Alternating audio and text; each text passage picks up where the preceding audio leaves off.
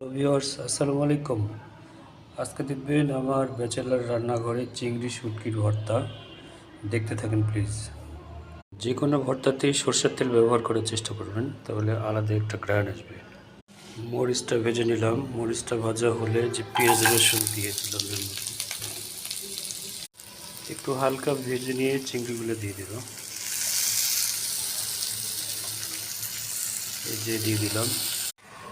আমার বন্ধু বুজম ফ্রেন্ড কদিন ধরেই বলতেছিল শুটকি মাছের ভর্তার রেসিপি দাও, শুটকি মাছের ভর্তার রেসিপি দাও। এই যে চিংড়ি মাছের শুটকিটা আমার খুব প্রিয়, শুধু আমার না, আমাদের আর কি।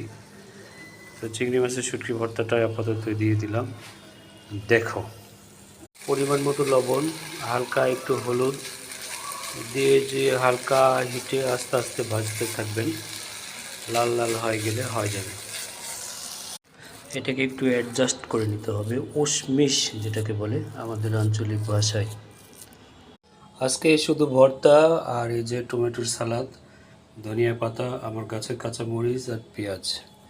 সবচেয়ে মজার ব্যাপার হলো আমার রেসিপি দেখে দেখে আমার ভাই বোনেরা রান্না করে। এর চেয়ে আনন্দের আর কী হতে পারে। আলহামদুলিল্লাহ, পাশে থাকবেন, দোয়া রইল।